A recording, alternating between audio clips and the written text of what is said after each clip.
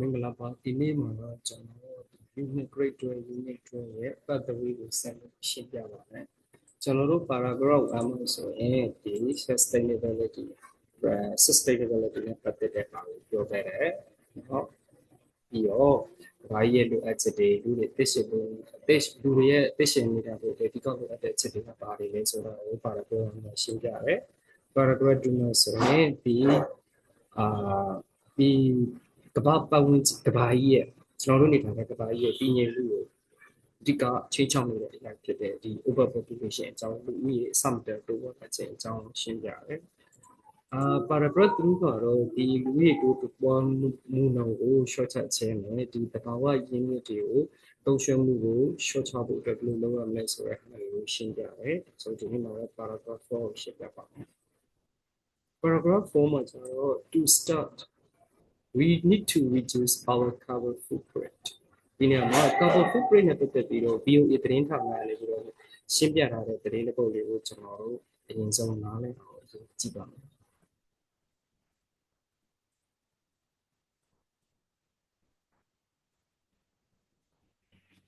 carbon footprint နဲ့ပတ်သက်ပြီးတော့ BOE သတင်းဌာနကြီးပြင်ပြတာကိုကျွန်တော်တို့တစ်ချက်နားလည်ကြည့်ပါမယ်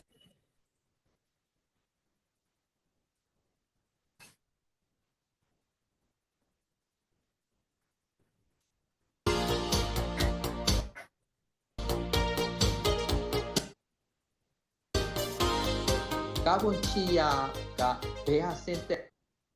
လာလဲဆိုလို့ရှိရင်ဒေဟစန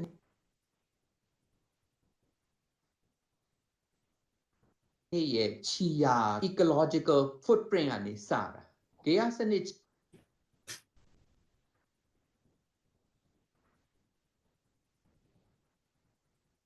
ျီယာ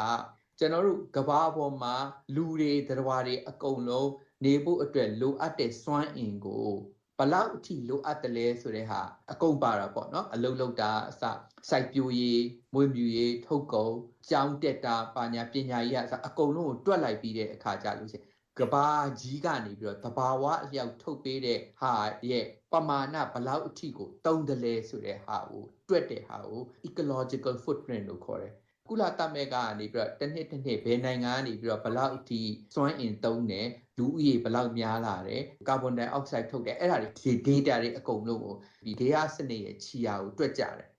အခုဆိုကမ္ဘာရေမြေတောတောင်ကြီးကနေပြီးတော့မှကမ္ဘာမှာရှိတဲ့လူဦးရေနေဖို့ထိုင်ဖို့အတွက်ကိုလိုအပ်တဲ့စနစ်တဲ့လူတွေသုံးတဲ့ဟာနှစ်ဆလောက်များနေတယ်တစ်တောတွေပြုံးထီတယ်လူတွေနေဖို့အတွက်ကျွန်တော်တို့အိမ်ဆောက်ဖို့ရှင်းတယ်တစ်တောတွေဖယ်ပြီးတော့စိုက်ပျိုးရေးလုပ်ဖို့အတွက်မြေနေရာတွေရှာပြရတယ်ဒီရေနံ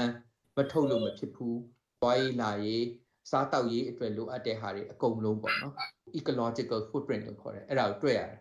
ဘာနဲ့တူလဲဆိုတော့အိမ်တအိမ်မှာရတဲ့ဝင်ငွေနဲ့သုံးတာနဲ့နှစ်ဆလောက်သုံးတာများနေတယ်အဲ့တော့ကြာရှည်ဆိုလို့ရှိရင်မခံနိုင်တော့ဘူးအိမ်မှာရှိတဲ့မိသားစုကဝဲပြကြလိမ့်မယ်ကဘာကြီးလည်းဒီအတိုင်းပဲတစ်ချိန်ကြာလို့ရှိရင်ဘလို့မှကိုထိန်လို့မရတော့အောင်ဖြစ်တော့မယ်အဲ့ဒါကိုထိန်ဖို့အတွက်အဓိကဘူကပဓာနာပဲအဲ့တော့ကျွန်တော်တို့နေတာထိုင်တာစားတာတောက်တာရဲ့စနစ်ကိုပြောင်းပြန်ဥမာအားဖြင့်အဝတ်6တဲ့စက်နဲ့အဝတ်ကို6အောင်လုပ်မယ်အစားနေလှမ်းမလားကိုပိုင်ကားစီးမယ်အစားအကုန်လုံးဘတ်စကားနဲ့အတူတူစီးကြမလားဒါတွေကိုပြောင်းဖို့အတွက်တိတ်အရေးကြီးပါတယ်ကာဗွန်ချီယာအပါအဝင်ချီယာကောက်တဲ့လှုပ်ရှားမှုတွေကိုအစပြုခဲ့တဲ့ဂေဟစနစ်ချီယာကို1990လောက်မှာ British Columbia တက္ကသိုလ်က Mathis Wickranagal နဲ့ William Rees တို့ကစတင်မိတ်ဆက်ပေးခဲ့တာဖြစ်ပါတယ်။ကာဗွန်ချီယာကကမ္ဘာကြီးပူနွေးမှုဖြစ်လာစေတဲ့ဖန်လုံအိမ်ဓာတ်ငွေထုတ်လွှတ်မှုကိုတိုင်းတာတာဖြစ်ပြီးဂေဟစနစ်ချီယာကတော့ဇီဝထုတ်ကုန်သုံးစွဲမှုကိုအဓိကတိုင်းတာတာဖြစ်ပါတယ်။ Carbon footprint ကတစ်နှစ်ကိုကာဗွန်ဒိုင်အောက်ဆိုက်လူတစ်ယောက်ကနေပြီးတော့ဘလောက်ထုတ်တယ်လဲဆိုတဲ့ဟာလူကနေပြီးတော့ထုတ်တာမဟုတ်ဘူးလူကသုံးဖို့အတွက်လိုအပ်တဲ့စွမ်းအင်လိုအပ်တဲ့လျှက်စစ်ပမာဏတွားရေးလာရေးစားရေးတောက်ရေးအကုန်လုံးထွက်လိုက်တဲ့အခါကျတော့သူနဲ့ပတ်သက်ပြီးတော့ဘေးထွက်ဖြစ်တဲ့ကာဗွန်ဒိုင်အောက်ဆိုက်ဘလောက်ထုတ်လာလဲဆိုတဲ့ဟာကိုတွက်တာကမ္ဘာရာသီဥတုပြောင်းလဲတာကိုထိမ့်သိမ့်ဖို့အတွက်ကိုသူတို့အဲ့ဒီ carbon footprint ကိုတွက်ပြတဲ့အခါကျတော့လောလောဆယ်ဘယ်လောက်ဖြစ်နေလဲဆိုတာလူတဦးကိုကာဗွန်ဒိုင်အောက်ဆိုက်တစ်နှစ်ကိုတန်4 တန်ထုတ်ပြလေတဲ့ကိုပေါ့နော် အဲ့တော့ခုန ecological footprint ကိုသွားထိတော့မယ်ဒီလူတွေနဲ့လူပတ်ဝန်းကျင်ရဲ့ဂေဟစနစ်ကဒုက္ခရောက်တော့မယ်ကဘာကြီးအရန်ပူတော့မယ်ရေတွေကြီးတော့မယ်ရေတွေရှံတော့မယ်အဲ့ဒါမဖြစ်အောင်ဆိုလို့ရှိရင်၄တန်နေပြီးတော့2030နဲ့50ကြာမှာ2တန်အထိလျှော့ချအောင်လုပ်ဖို့ကြိုးစားပါတယ်ကာဗွန်ချေယာအများပြားထုတ်လုပ်တဲ့နိုင်ငံတွေမှာတဦးချင်းထုတ်လုပ်သုံးစွဲမှုလျော့နေအောင်ပညာပေးမှုတွေလုပ်နေကြသလိုကမ္ဘာခေါင်းဆောင်တွေသိပ္ပံပညာရှင်တွေတွေ့ဆုံဆွေးနွေးပြီးစီမင်းစည်းကမ်းတွေပါချမှတ်နိုင်ဖို့ကြိုးစားနေကြတာဖြစ်ပါတယ်။ဥပမာအားဖြင့်အမေရိကန်နိုင်ငံမှာရှိတဲ့လူတွေအနေနဲ့ကတခြားနိုင်ငံနဲ့ပို့ပြီးတော့ကိုပိုင်ကားစီးတယ်အဝတ်အစားတွေအမျိုးစုံဝယ်တယ်ဒီမှာရေခဲတစ်တာနဲ့စားတယ်လမ်းမလျှောက်ချင်ဘူးဘတ်စကားမသုံးချင်ဘူးအင်ဂျီကိုတစ်တွေဝယ်ပြီးလဲအဲ့ဒါတွေတွက်ကြည့်လိုက်တဲ့အခါကျအမေရိကန်နိုင်ငံက15-16 တန်လောက်ထုတ်တယ်လေလွင့်ပစ္စည်းအနေနဲ့ကာဗွန်ဒိုင်အောက်ဆိုက် annual production အဲ့တော့အဲ့လောက်ဆိုလို့ရှိရင်တော့မဖြစ်တော့ဘူးဆိုပြီးကမ္ဘာရာသီဥတုပြောင်းလဲမှုကိုထိန်းသိမ်းဖို့အတွက်အဲ့ global warming နဲ့ပတ်သက်တဲ့ဟာရဲ့အစည်းအဝေးမှာသူတို့ဒီမူတွေချမှတ်တာဖြစ်ပါတယ်။ဥပမာ catalytic converter လေကားကနေထွက်တဲ့ဘေးထွက်ပစ္စည်းကနေပြီးတော့အဆိပ်ဓာတ်ငွေတွေကာဗွန်ဒိုင်အောက်ဆိုက်တွေလျော့သွားအောင် nitrogen နဲ့ပတ်သက်တဲ့အောက်ဆိုက်တွေပေါ့နော် nitrous oxide nitric oxide အဲ့ဒါတွေလျော့သွားအောင်လုပ်ဖို့အတွက်ကိုကားထဲမှာအဲ့ဒါဟိုထည့်ကိုထည့်ရတယ်လေအဲ့ဒါဆိုတော့ဒါဥပဒေဖြစ်သွားပြီဥပမာပါcatalytic converter မထည့်မချင်းဒီကားကိုရောင်းခွင့်မရှိဘူးအဲ့ဒါတကဘာလုံးလို့ပဲအဲ့ဒါ carbon footprint ကို reduce လုပ်ဖို့အတွက်ကိုဥပဒေထုတ်ထားတာဒါတစ်ခုเนาะကြောင်မီးသွေးကနေထွက်တဲ့ carbon dioxide နဲ့ methane ဓာတ်ငွေ့เนาะ natural gas လေလူအတွက်အရန်အသုံးဝင်တယ်ဒါပေမဲ့လူအတွက်အရန်ဘေးအန္တရာယ်ရှိတယ်မီသိန်းဓာတ်ငွေကဘာဝဓာတ်ငွေပေါ့နော်ကျွန်တော်တို့အိမ်မှာသုံးတဲ့ဓာတ်ငွေနဲ့လုပ်တဲ့မိဖို့ဆိုလို့ရှိရင်အဲ့ဒီဓာတ်ငွေကလေထဲကိုမလောင်ဘဲနဲ့ရောက်သွားလို့ရှိရင်ကဘာပေါ်မှာရှိတဲ့ခုန energy balance ပေါ့နော်ဒီနေအောင်ခြည်ကနေရတဲ့အပူကိုအစုပ်နိုင်ဆုံးကကာဗွန်ဒိုင်အောက်ဆိုက်တဲ့25ဆများတယ်ဒါပေမဲ့မီသိန်းဓာတ်ငွေထုတ်တာတဲ့ကာဗွန်ဒိုင်အောက်ဆိုက်ထုတ်တာအရန်များနေလို့ကာဗွန်ဒိုင်အောက်ဆိုက်ကိုသူတို့အဓိကထားတယ်အခုကြောင်မီးသွေးအသုံးအများဆုံးနိုင်ငံဖြစ်တဲ့တရုတ်ရုရှားနိုင်ငံအိန္ဒိယအဲ့ဒါဆိုလို့ရှိရင်ကြောင်မီးသွေးထုတ်တဲ့နှုန်းကိုရှော့ကိုရှော့ရမယ်ဘေးထွက်ပစ္စည်းဖြစ်တဲ့မီသိန်းဓာတ်ငွေသဘာဝဓာတ်ငွေကိုရှော့ပြီးသုံးနိုင်လောက်လုပ်ရမယ်ဆိုတော့ဥတီချက်တွေနဲ့ဥပဒေတွေထုတ်နေပါတယ်အခုလိုတားဆီးနိုင်မှုစ조사နေပေမဲ့မသုံးမဖြစ်သုံးနေရတဲ့အနေအထားတွေရှိနေတာကြောင့်နိုင်ငံခေါင်းဆောင်တွေရဲ့ဆုံးဖြတ်လုပ်ကိုင်မှုတွေကတိတ်ကိုအရေးပါနေတာပါအင်ဒိုနီးရှားနိုင်ငံမှာလည်းသူတို့နိုင်ငံတိုးတက်ဖို့အတွက်ကိုကာဗွန်ဒိုင်အောက်ဆိုက်ထုတ်ကိုထုတ်ရတော့မယ်ဘေးထွက်ပစ္စည်းနဲ့ဘာကြောင့်လဲဆိုတော့သူတို့နိုင်ငံမှာလူဦးရေအစမတန်များလာတဲ့အတွက်လူဦးရေအတွက်လိုအပ်တဲ့လမ်းပန်းဆက်သွယ်ရေးလျှက်စစ်အရန်လိုတယ်လိုတဲ့အတွက်ကြောင်မီးသွေးရနေပဲဖြစ်ဖြစ်ရေနံပဲဖြစ်ဖြစ်တအားသုံးရတယ်အဲ့တော့တိုင်းပြည်ဖွံ့ဖြိုးဖို့အတွက်လူတွေတာယာဝပြောဖို့အတွက်ကကောင်းအောင်လုပ်တော်ညာလေရေရှည်ကြလို့ရှင်အဲ့ဒီတိုင်းပြည်အနေနဲ့သူ့ရဲ့ ecological footprint ကတရိပ်ရိပ်တက်လာမယ်လေကိုမနိုင်ဝန်ထမ်းတယ်လို့ဖြစ်တော့မယ်ဥရောပမှာလည်းဖြစ်မယ်ကျွန်တော်တို့တိုင်းပြည်မှာလည်းဖြစ်မယ်ပေါ့နော်အဲဆိုတဲ့အခါကျတော့နိုင်ငံအလိုက်ပေါ့နော်ဒီနိုင်ငံကြီးအကဲတွေခေါင်းဆောင်တွေနဲ့ဒီရှေ့ဘာဖြစ်မလဲဆိုတာကိုကြည့်ပြီးတော့မှမတုံးလို့လည်းမဖြစ်ဘူးဒါပေမဲ့တုံးတဲ့အခါကျတော့လေနောက်သားတွေအတွက်နေရေးထိုင်ရေး balance လုပ်ပေးရမှာဒေါက်တာပရိသတင်ရဲ့ပြောကြားခြင်းနဲ့ပဲဒီသတင်းပတ်အတွက်သိပ္ပံနဲ့နည်းပညာဒီကကျွန်တော်အခုရှင်းလိုက်တဲ့ဟာကြောင့်ဒီ carbon footprint ရဲ့သဘောတရားကိုနားလည်အောင်ပြပါတယ်။အဲ့တော့ဒီဗီဒီယိုထဲမှာပေါ်ပြထားတဲ့အတိုင်းဒီ carbon footprint နဲ့ပတ်သက်ပြီးတော့ဒီ carbon သုံးစွဲမှုတွေကိုရှင်းချဖို့အတွက်ဒီကပြောထားတာကိုလည်းနားထောင်ရမယ်ထင်ပါတယ်။အဲ့တော့ပထမဆုံးကျွန်တော်တို့လောက်ရမှာကကျွန်တော်သုံးစွဲနေတဲ့ဒီ carbon footprint carbon ခြေရာတွေသုံးစွဲမှုကိုကျွန်တော်တို့ရှင်းချပေးဖို့လိုအပ်တယ်။ This can be done by installing solar panels, using an electric car, riding a bike, or using other practices that minimize our economic footprint. နောက် video file မှာလည်း carbon footprint နဲ့ ecological footprint ဆိုပြီးတော့ပြောတာကြားရပါတယ်။အဲ့တော့ဒါဘယ်လိုလုပ်နိုင်လဲဆိုရင်ဘယ်လိုနည်းနဲ့ short ချမယ်ဆိုရင်ဒီ solar ပြားတွေတက်စင်တာနောက်တစ်ခါလက်စကားတွေသုံးစွဲတာနောက်တစ်ခါဒီ by simply public transportation ကိုအသုံးပြုဖို့เนาะသုံးပြုဖို့တည်းဒီ bike တွေစီးတာနောက်တစ်ခါ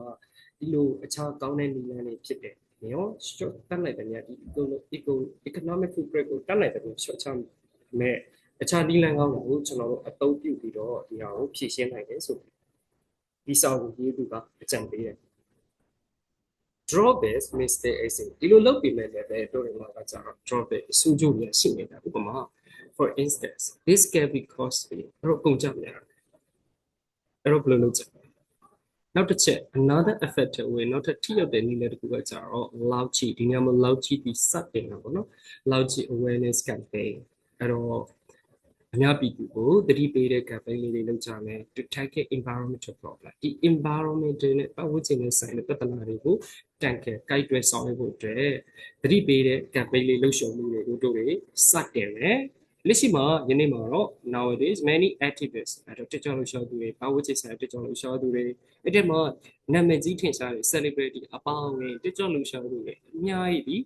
highlighted this important issues of sustainability to our attention and urge us to take action သူတို့တွေကကျွန်တော်တို့တွေကိုဒီ sustainability ရဲ့အရေးပါပုံကိုအရေးကြီးမှုကိုဒီအသားပေးတယ်ပြီးရင်လူတွေကိုအဲ့ဒီအသိစိတ်လေးပေးလာအောင်ပြီးရင်ချစ်ချင်းမှုချစ်ချင်းလေးငယ်လက်တွေ့ဆောင်ရနေအောင်ကျွန်တော်တို့ကိုတိုက်တွန်းပေးတယ်သူတို့ a prominent example အဲ့တော့စာရေးသူပြီးသူပေးတဲ့အချက်ကိုတိကျခိုင်းမအောင် argument တွေလုပ်တဲ့အခါကျတော့တနည်းအားဖြင့်သူလုပ်တဲ့ argument ကိုတက်တဲ့အခိုင်အမာဖြစ်အောင် example လေးတွေနဲ့ပေးရတယ်အဲ့တော့သူ့မှာလည်းပဲဒီမှာပထမသူဘယ်လိုလုပ်မလဲဘယ်လိုနည်းတွေနဲ့ရှော့ချရမလဲဆိုတာပြောတယ်ဒါပေမဲ့လည်းစိုးကျိုးတွေရှိတော့သူပြောတယ်နောက်တစ်ခါသူနောက်ဥပမာတစ်ခုကကြာတယ်ဒီတက်ကြွလို့ရှာသူတွေ celebrity တွေပေါ့တက်ကြွလို့ရှာသူတွေဒါတွေလုပ်နေတာပြောတယ်နောက်ထပ်တက်တဲ့ခိုင်းတော့သူဒီနောက်ထပ်ဥပမာတစ်ခုသူပေးတယ်ဒီ prominent ကိုမတော့ဘဲနဲ့ significant လို့လည်းတော့တယ်ဥပမာတစ်ခုကကြာတော့the meat less mandate initiative အဲ့တော့တနင်္လာနေ့ကအစားအသားစားခြင်းကိုရှော့ချင်တဲ့လှုပ်ရှားမှုတွေကိုလုပ်တယ်ဒီအသားစားတဲ့လှုပ်ရှားမှုကဒီလိုအရှိမကောင်းမှခံရတယ်နော် which related pronoun not defining related clause encourages people လူတွေကိုလှုပ်ဆက်ပြီးတိုက်တွန်းပေးတယ် to refrain so refrain to not to do ဒါမှမဟုတ် to avoid something မလုပ်ဘူးနော်ဘာမလုပ်ဘူးလဲ from eating meat one day a week တစ်ပတ်တစ်ချိန်အသားမစားဘူးဆိုပြီးတော့စောင့်ကြည့်လို့ဆိုလူတွေကိုတိုက်တွန်းတယ်ဒီ meatless mandate initiative ဆိုတာရှိတယ်The aim of this campaign ဒီ campaign ရဲ့အဓိကရည်ရွယ်ချက်ကတော့ is not only to improve personal health လူတွေရဲ့ပုဂ္ဂိုလ်ရေးဆိုင်ရာကျန်းမာရေးတိုးတက်ဖို့တာမက but also to support environmental sustainability by lowering meat consumption အသားဆုံးဆွဲမှုကိုစားသုံးမှုကို short ချခြင်းအပြင်ပတ်ဝန်းကျင်ရေးစီတိုးတက်ဖို့ပုံမှုပြုမှုကို support ပေးဖို့တာမကလူတွေရဲ့ကျန်းမာရေးတွေလည်းတိုးတက်ဖို့အတွက်ဒီ campaign ရဲ့အဓိကရည်ရွယ်ချက်ဖြစ်တယ်Additionally,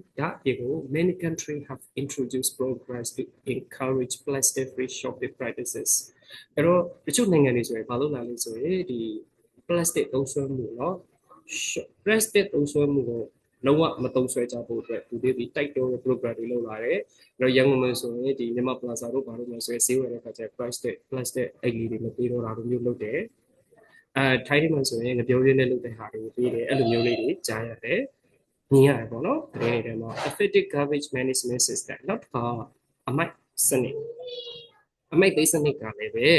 ထိရောက်တဲ့အမိုက်သိစနစ်ကလည်း play a crucial role in safeguarding the environment သူတွေကအမိုက်တွေကိုစနစ်တကျဆွတ်ပြတာမဟုတ်ဘူးဒီစနစ်ကပြည့်နေကြတယ်နော်ဆိုတော့တခါအများကြီးအဆူဆုံးလိုက်ကြတော့အမိုက်တွေကိုပြီးရှို့တယ်တော့ဒီမှာ safeguarding the environment ဖြစ်ဖို့အတွက်ဆိုရင်ဒီမှာဒီ garbage management system ကလည်းအရေးကြီးတယ်play a crucial လဲတုံးလဲအရေးကြီးတယ် very important ဖြစ်တယ်တူတူပဲเนาะစင်နေတယ် This encompasses the principles of the three areas reducing reusing and recycling အဲ့တော့ဒီနေရာမှာအဓိကအဖြစ်အခြေခံအဖြစ်3 R ဆိုတဲ့ short term နဲ့ပြန်လည်သုံးစွဲမယ်ပြီးရင် recycle ပြန်လုပ်မယ်ဒီအသုံးချက်ပါတယ်သူကြီးတယ်မဟုတ်ဘူးနောက်တစ်ခုကျတော့ allow with organized waste disposal technique အဲ့တော့အမိုက်ကိုစနစ်တကျစုပ်ပြတဲ့နီလန်းတွေဒီလိုစုပ်ပြဖို့ဆိုရင်ဒီမှာတော့နောက်ထပ်ဥပမာတစ်ခုထားတယ် land filling and capacity အဲ့တော့မြေဖို့တာတွေဒီအမိုက်တွေနဲ့မြေဖို့တာတွေနောက်တစ်ခါ capacity ဒီအမိုက်တွေကိုပုတ်တိုးဆွေးမြေ့အောင်နော်တချို့ plastic ဆိုပုတ်တိုးဆွေးမြေ့မှာမဟုတ်ဘူးနေစေလာနေကြတယ်ဒီ capacity ဖြစ်အောင်နီလန်းတွေနဲ့တို့ဒီအပါအဝင်စနစ်ကြတဲ့အမိုက် စွန့်ပစ်မှုစနစ်နဲ့အတူဒီ 3RS ကိုသုံးတဲ့စီးမြင်တွေလည်းဒီ garbage management system မှာအဓိကအခန်းကဏ္ဍကပါတယ်ဆိုတာကိုဒီမှာဖော်ပြထားပါတယ်ဒီနေ့တော့တော့ပါပဲအပိုင်းလေးကိုနောက်ရက်မှာဆက်တွေ့ပြပါမယ်နားမလည်လို့ရှိရင် comment မှာရေးခဲ့ပေးပါကျေးဇူးပါခင်ဗျာ